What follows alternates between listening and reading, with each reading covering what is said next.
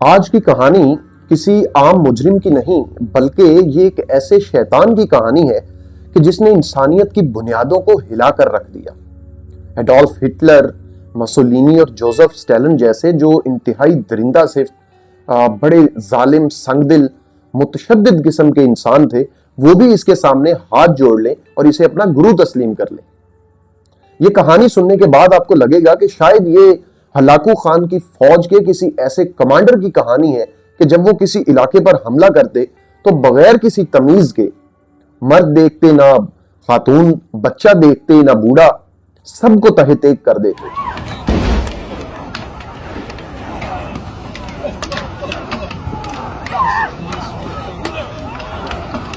और फिर उनकी खोपड़ियों से ऊंचे ऊंचे मीनार तामीर करते। जिंदा लोगों की जो है वो खालें खींच लेते, उसमें भूसा भरते और शहरों और कलों के बाहर लटका देते, अपना रोब, दबदबा, हैबत, जलाल, डर और खौफ फैलाने के लिए, अपने मजालिम की, अपनी जुल्म बर्बरियत की दास्तानें रकम करने के लिए। आज की कहानी भी कुछ ऐसे ही इंसान की। आज के दौर में अगर हलाकू खान का किसी को इस्तियारा बताया जाए तो यकीनन वो ऑस्ट्रेलिया का पीटर सकली ही होगा।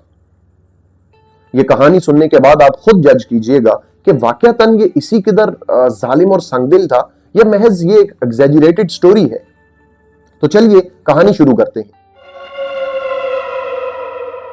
पीटर सकली, जो ऑस्ट्रेलिया का बज़ाहिर एक आम सा शहरी लगता है, लेकिन ये मजालिम की दुनिया का बेताज बादशाह बन जाएगा, ये किसी ने सोचा भी नहीं था। ऑस्ट्रेलिया में ये चोरी चकारी, धोखाधड़ी, फ्रेब, फ्रॉड और स्कैम्स वगैरह के जरिए जो है वो पैसे कमाता था और अय्याशी करता था। लेकिन पुलिस की नजर इस पर आहिस्ता आहिस्ता तंग होने लग गई। जब ये कानून की गिरफ्त में आने लगा तो ये वहां से भाग गया। भागकर ये फिलिपाइन पहुंच गया। अब फिलिपाइन पहुंचने के बाद इसने दो इंतहाई खतरनाक काम किए। पहला ये कि इसने वहां के जो गरीब, बेसहारा और कसमपुष्टी में जिंदगी गुजारने वाले जो लोग थे, उनके लिए किसी मसीहा के तौर पर, खुद को फरिश्ते के तौर पर पेश किया। उन्हें ये यकीन दिलाया कि ये उनके बच्चों को पढ़ाए लिखाएगा, आला तालीम दिलवाएगा, बाहर के मुल्क भेजेगा, उन्हें नौकरी दिलवाएगा, उनके मुस्तकबिल की जमानत दी इसने। और वो बेचारे गरीब सादा लोग इसकी बातों में आ गए और इस पर भरोसा कर लिया। अब यही उनका भरोसा इसके मजालिम की पहली सीढ़ी बना। दूसरा खतरनाक काम जो इसने किया वो फिलिपाइन पहुंचकर इसने वहां अपना एक स्ट्रॉन्ग नेटवर्क बनाया। एक ऐसा नेटवर्क कि जिसे कोई खोज ना सके इतनी जल्दी, और ना इस तक कोई इतनी जल्दी पहुंच सके।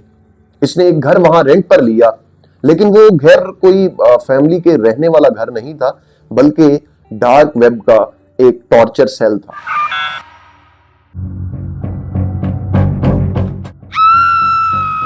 Dark room, red room. अब आप में से बहुत सारे ऐसे होंगे नाजरीन जो जानते होंगे डार्क वेब क्या है, बट कुछ ऐसे जिन्हें नहीं मालूम, तो मैं उनके नॉलेज के लिए बता देता हूं कि डार्क वेब एक्चुअली हम जो लोग यूज करते हैं ना, सरफेस वेब, जिस तक हमारी एक्सेस होती है, इसे सरफेस वेब बोलते हैं। इसके बाद आता है डीप वेब। ये जो मुख्तलिफ मल्टीनेशनल कंपनियां और जो मुख्तलिफ एजेंसीज इस्तेमाल करती हैं। इसके बाद इंटरनेट की दुनिया का सबसे बड़ा, सबसे खतरनाक और महफूज हिस्सा जो है डार्क वेब, वो आता है।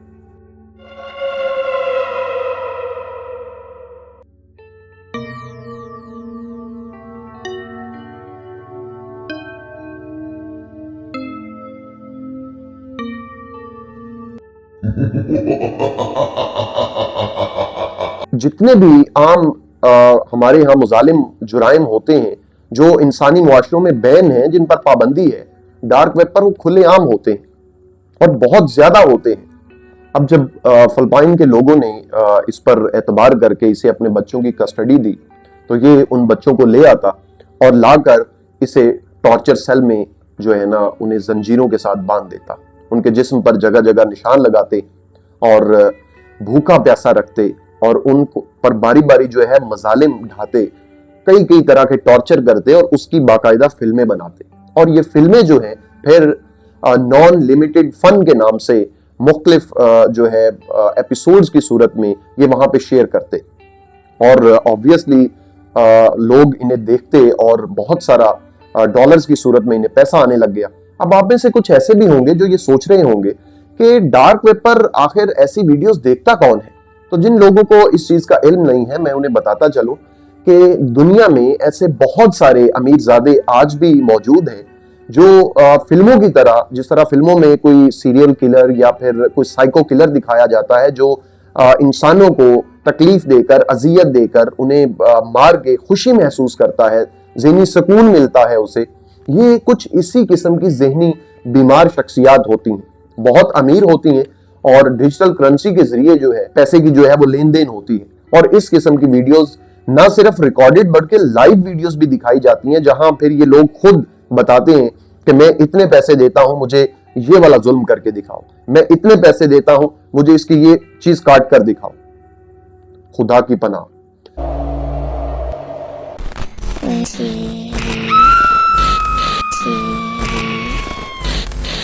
आहिस्ता आहिस्ता डार्क वेब पर जो नॉन लिमिटेड फन है, NLF, इसकी कंपनी या इसका चैनल, प्लेटफॉर्म, जो भी आप कह लें, वो उसकी वीडियोस जो है वो खासी वायरल होने लग जाती हैं।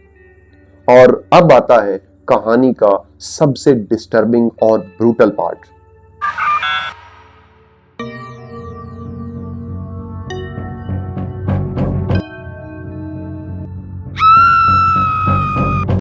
लेकिन उससे पहले मैं वार्निंग देना चाहता हूं कि अगर आप में से कोई कमजोर दिल का है तो बराए मेहरबानी वीडियो को यहीं स्किप कर दें, छोड़ दें और कुछ और देख लें, ये आगे मत देखें। इस कहानी का जो ब्रूटल पार्ट है उसमें ये एक 18 माह की बच्ची को लेकर आते हैं जिसका नाम डेजी है। उसी नाम के तहत ये उस अपनी वीडियो का टाइटल भी डेजीज डिस्ट्रक्शन रखते हैं, जो बाद में बहुत मकबूल भी हुआ सरफेस वेब पर भी। ये जाती तौर पर पीटर सकली जो है ये कैमरे के सामने खड़ा होता है और बाकायदा इंस्ट्रक्शंस देता है, और उस लिहाज से एक लड़की जो आगे मास्क पहने हुए है वो उस 18 माह की मासूम बच्ची को फूलों जैसी उसे जुल्म ज्यादती का निशाना बनाती है। ऐसे ऐसे जुल्म के यूट्यूब की पॉलिसी जो है इजाजत नहीं देती, वरना मैं आपको इन डिटेल बताता। लेकिन अलामती तौर पर मैं आपको बताता हूं कि उस बेचारी मासूम छोटी सी बच्ची को, नन्ही बच्ची को, ये कभी इंतहाई ठंडे पानी में डालते तो कभी इंतहाई गर्म पानी में। कपड़े लटकाने के लिए जो स्ट्रिप्स होती हैं वो उसके बॉडी पार्ट्स पे और प्राइवेट पार्ट्स पे चिपकाते, उसे मारते, उसे जलाते, बॉडी पार्ट्स को, उसकी चीखों को रिकॉर्ड करते। और डार्क वेब पर बैठे हुए वो ज़हनी बीमार लोग जो हैं वो इसे देखकर एंजॉय करते रहे। यही चीखों का धंधा जो है इसे हजारों लाखों डॉलर्स कमा कर देने लगा। जब इसकी वीडियोस बहुत ज्यादा वायरल हुई और आहिस्ता आहिस्ता लोगों ने लीक करना शुरू की सरफेस वेब के ऊपर भी, तो लोगों को पता लगना शुरू हुआ, एजेंसीज के लोगों ने इसके बारे में पता करना शुरू किया और फिर सब ने फिलिपाइन की पुलिस से राब्ता किया और इसके लिए सर्च ऑपरेशन शुरू किया। वो कहते हैं ना कि जुल्म जितना बड़ा और खतरनाक होता है उसका अंजाम भी उसी कदर भयानक होता है। और वो उर्दू में कहावत है ना कि बकरे की मां कब तक खैर मनाएगी, कभी तो छुरी के नीचे आएगी। तो आखिर 2015 में ये मुख्तलिफ एजेंसी और फिलिपाइन की पुलिस के छुरी के नीचे आ जाता है।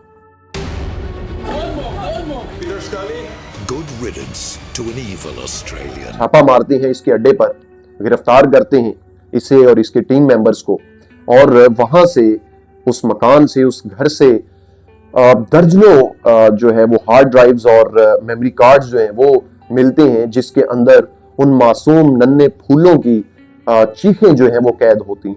उन जुल्म सितम को जो इन्होंने फिल्माया होता है वो नजर आती हैं।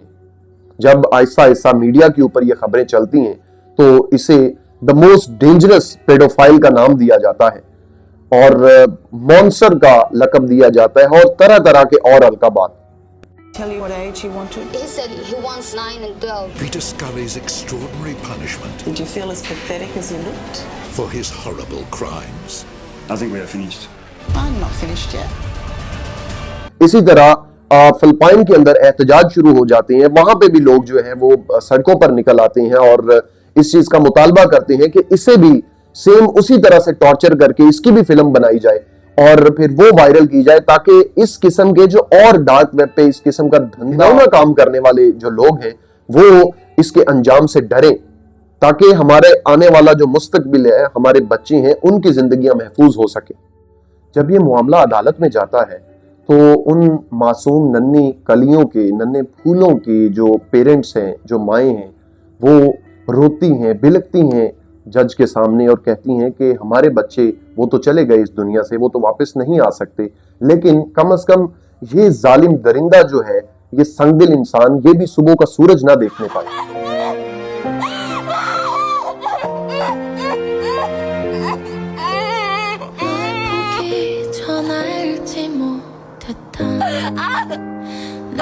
खैर वो पुलिस कस्टडी में ये सारी चीजें तस्लीम कर लेता है कि ये बात बिल्कुल दुरुस्त है, मेरे ऊपर जो भी एलिगेशंस हैं, मैं अपने जो क्लाइंट्स हैं मेरे डार्क वेब के, मैं उनके कहने पर ये सब कुछ करता रहा और इससे मैंने खासा पैसा कमाया। अदालत उसे लाइफ इम्प्रिजनमेंट की 129 साल की कैद सुना देती है।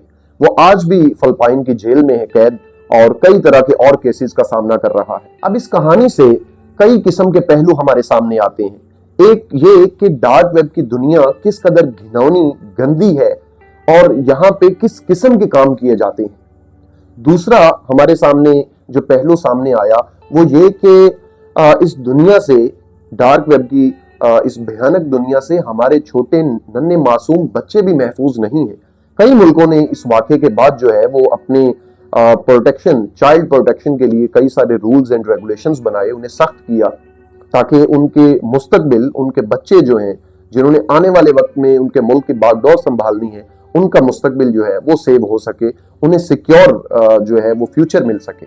नाज़रीन, विक्टिम साइड पर हम इसी किस्म के केसेस जो है वो आपके सामने रखते रहेंगे ताकि हम एक तरफ जो विक्टिम्स हैं उनकी चीखें जो हैं इंसाफ के लिए वो आप तक पहुंचा सकें, और दूसरी तरफ सोसाइटी की जो बेमार जहनियत वाले लोग हैं, जो इन मजालिम का जो है असल किरदार है, उनकी भी हौसला शिकनी हो सके।